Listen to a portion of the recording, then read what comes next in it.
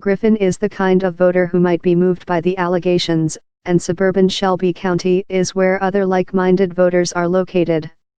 While Alabama might be called the Heart of Dixie, much of Shelby County is Anysuburb USA, with subdivisions and strip malls sprawling ever farther south along traffic-choked highways leading out of Birmingham. The accusations against Moore come as Democrats are feeling increasingly optimistic about their strength in suburbs after Tuesday's elections in Virginia, New Jersey, and other races. Still, it's a steep climb in Alabama. No Democrat has won a U.S. Senate seat there since 1992, when Howell Heflin was elected. Moore has been considered the strong favorite as a Republican running in a deeply red state, and polls taken before the Washington Post story showed him with a lead over Democratic challenger Doug Jones in the December 12 race.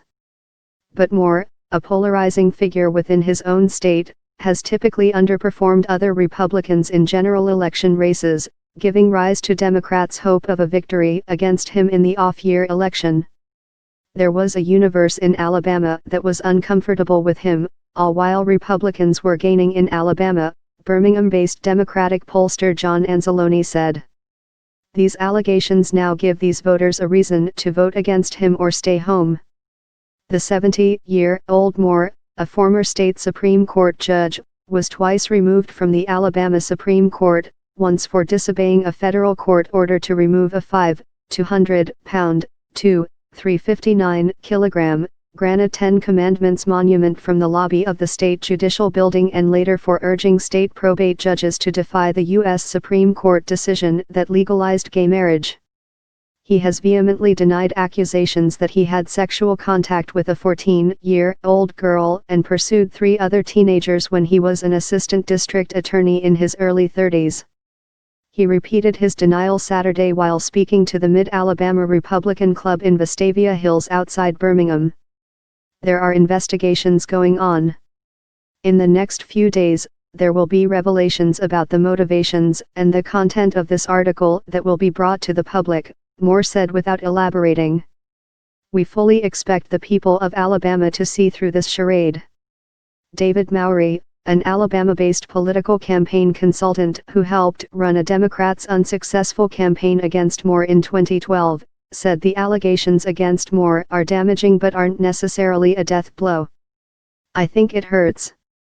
It hurts because they are having to divert time and effort and probably money into killing it, Mowry said. Can they turn the page, so to speak, and turn it back to a D versus R thing? There's an old saying that the only way some candidates could lose is to be caught with a dead girl or a live boy.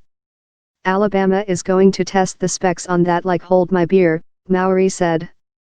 Former state Republican Party Chairman Marty Connors said he expected the impact of the allegations to be concentrated in the suburbs. It will affect what I call your really moderate Republican voters, Connors said. I'm about states' rights, low taxes, local control. He stands for a lot of things that I believe in, Pimentel said.